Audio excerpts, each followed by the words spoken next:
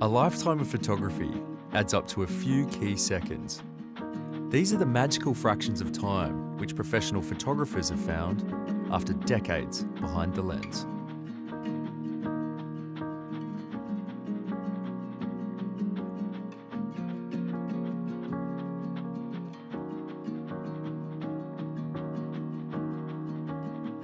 I remember getting my first camera when I was about 12 years old. My parents had taken us on a cruise around the islands, around Fiji.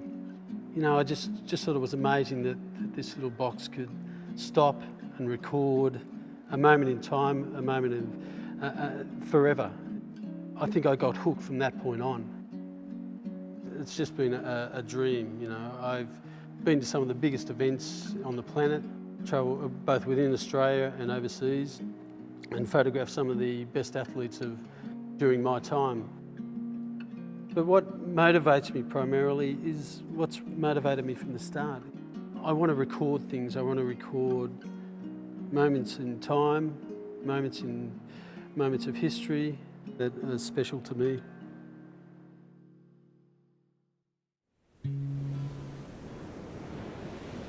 The image I've selected for Seconds With, it was a project I shot over about 8-9 years. And it was an image that was taken at the National Surf Life Saving Championships that were held up in Currawong, Queensland. It was called the Belt Race. Shooting on a beach is probably one of the harshest environments you can shoot under, because you've got salt water and you've got sand, and that sand is a killer. It meant long days on the beach, you know, starting really early, finishing late. Must have used megalitres of suntan lotion. And I must have spent weeks sort of picking pieces of sand out of my camera. It was one of those images where a lot of things went right. On that particular morning, it was a really cloudy day, and it gave me a nice white sky, which really highlighted the ropes, which was, I thought, one of the main parts of the images.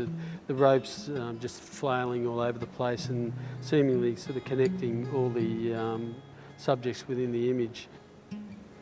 The other thing was that on this particular morning, it was a super low tide. It was a king low tide. I saw it and I knew it was only going to last. It usually only lasts for a couple of minutes, and it had already been happening and I was down the beach. So I sprinted up the beach, ran out into the water, which I couldn't have done unless it was low tide. I must admit I was thinking the whole time, you know, please God, don't let me fall, don't let me fall, don't let me fall, because I really didn't want to waste a camera. I'd wasted a camera once before, and it's not a pretty thing. I'd sort of run out into the surf and jump down. I was sort of moving around, composing everything. And it wasn't until I got home later that night and I was looking through the negs, and I had a second take, and I realised that the guy third from the left was my next door neighbour down in Cronulla.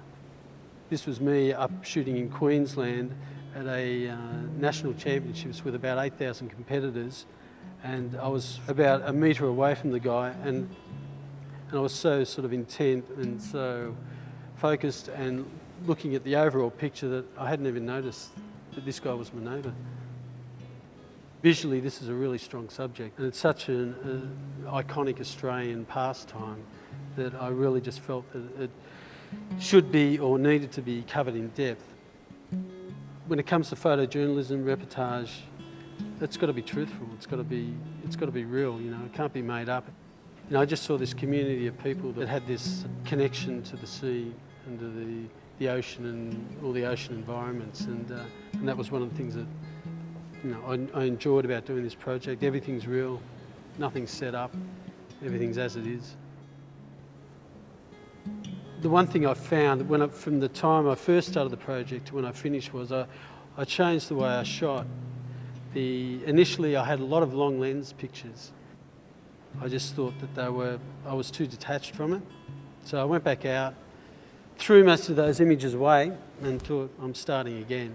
So I went out and I used shorter lenses, and that allowed me to get a lot closer to the people, to the subjects, and get amongst it. And by doing that, I just felt it ended up being a lot more intimate. Gosh, I must have shot thousands and thousands and thousands of images. It was once I got this image that I really thought, yeah, I've captured an important moment. 10 years worth of work to a thousandth of a second, and that moment's there forever now.